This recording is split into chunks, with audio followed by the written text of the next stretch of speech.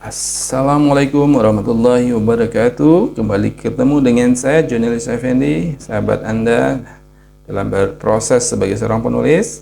Izinkan pada video kali ini saya akan ngasih, ini agak teknis ya, bikin dialog enak dibaca dan efektif.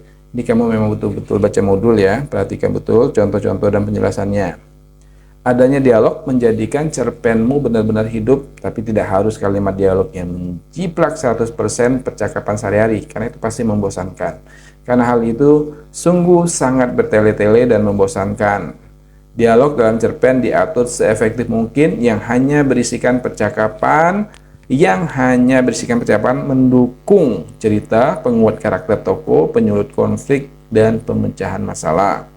Antara dialog, deskripsi, dan narasi memiliki posisi masing-masing dan fungsi masing-masing. Jangan tumpang tindih atau campur baur. Pengulangan apa yang sudah digambarkan dalam narasi dan deskripsi dalam dialog adalah sebuah tindakan mubazir dan kesannya jadi bertele-tele. Hindari percakapan yang bertele-tele dan mengulangi statement pernyataan yang sama berkali-kali. Maksudnya di narasi kamu sudah ulang, terus di deskripsi kamu singgung lagi, terus dialog kamu ucapkan lagi. Nah, itu namanya pengulangan yang tak penting ya. Penggunaan dialek atau percakapan daerah yang terlalu sering dapat merusak kesan cerita cerpenmu.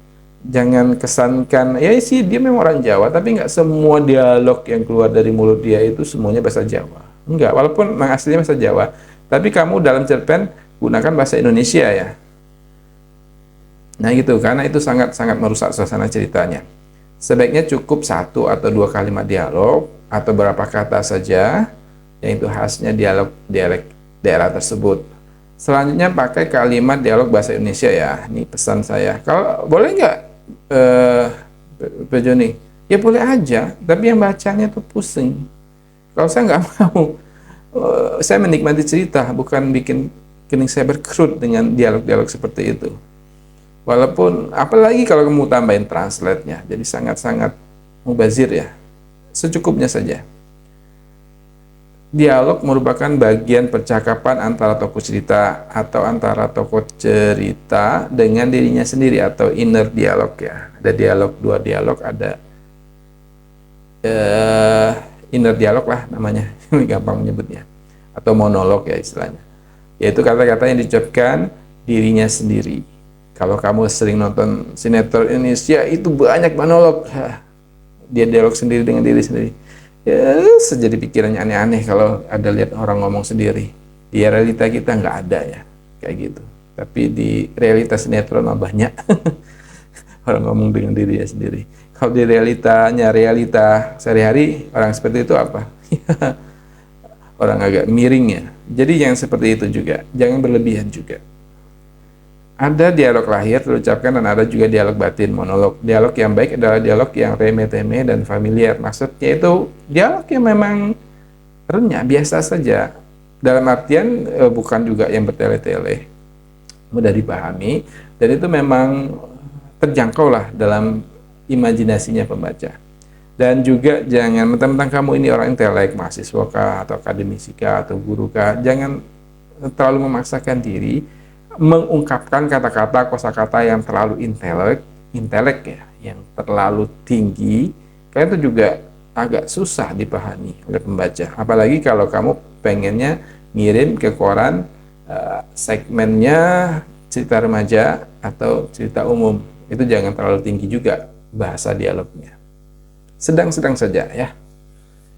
Oke, ada beberapa hal yang harus menjadi perhatian ketika menulis dialog dalam cerpen. Itu tidak harus mengulang informasi yang telah disuguhkan dalam narasi ke dalam dialog. Terus, hindari dialog yang mubazir, biasanya berkaitan dengan sapa menyapa, perkenalan yang berlebihan. Kalau di dunia realitas sih basa-basi oke, tata krama itu ya. Tapi dalam cerpen no, jangan dibiasakan ya. Terus poinnya to the point aja, jangan berputar-putar menjelaskan maksud satu hal, dan dialog itu bisa lebih efektif menjelaskan itu. Misalkan ekspresi marah, kalau dengan narasi atau deskripsi kan bisa panjang. Kalau dialog, ekspresi marah bisa satu kalimat aja, itu kan lebih efektif. Oke ya, gunakan bahasa yang sederhana, ringkas, efektif, tepat, dan jelas maksudnya. Ikuti dengan aksi tokoh, aksi ya, bisakah itu bentuk gesturnya, gestur tubuh ya, bentuk ekspresi mukanya atau mimik muka, gerakan tangan dan sebagainya. Tapi juga jangan berlebihan. Setiap kalimat dialog kamu, oh dia mengedipkan mata, langsung dia menggerakkan kakinya, dia berpindah, dia ini. Nggak harus semuanya, tapi ada lah paling nggak 1-2 kalimat ada. Kalau dia berpindah, ya kamu jelaskan, aku pergi, kata Tony sambil beranjak menuju pintu. Nah itu kan pergerakan tubuh. Nah itu juga perlu untuk mendukung dialog kamu. Kalau dialog batin ini memang betul-betul kejelian ya, sehingga pembaca itu bisa mengimajinasikan ekspresi atau kejadiannya waktu itu. Si tokoh misalkan dia lagi sedih, coba nggak bisa kamu menghadirkan dialog, inner dialog atau monolog yang mengekspresikan kesedihan si tokoh. Nah ini adalah seni bercerita yang baik ya. Terus jangan terlalu menyesaki kalimat dialog dengan catatan kaki, karena itu bisa menambah beban pembaca untuk memahami kalimat demi kalimat.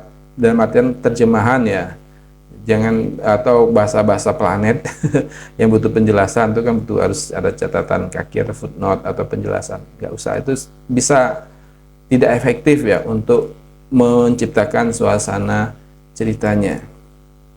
Oke, terus apa lagi? Pernyataan tokoh cerita yang tidak ada hubungannya dengan tema cerita. Misalkan dia ngelindur atau bercerita tentang topik yang lain. Kan kalau kita ngobrol, biasa aja ya kita pindah topik-topik ya.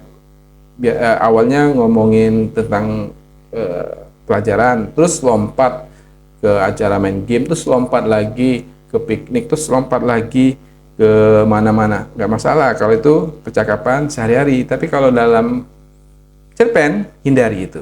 Hindari ya. Karena itu sangat-sangat mengganggu. Pengulangan kalimat dialog yang sama, kata-kata yang sama, baik itu dalam satu kalimat atau beberapa paragraf berikutnya. Misalkan kalimat ini sama, terus kamu ulangi lagi. Itu pembaca akan tahu, oh ini kok diulangi lagi sih. Jadi ya, kamu harus jeli menempatkan kalimatnya dan juga menghindari pengulangan kata-kata yang sama. Ini adapun kesalahan penulisan yang sering dilakukan ketika menulis kalimat dialog atau kalimat langsung antara lain nih, sering kesalahan ya. Yang pertama itu apa? Mengulang kalimat narasi dalam dialog atau sebaliknya, apa yang sudah disebut dalam dialog malah diulang lagi dalam kalimat cerita. Misalkan, aku ingin makan, kata Tono.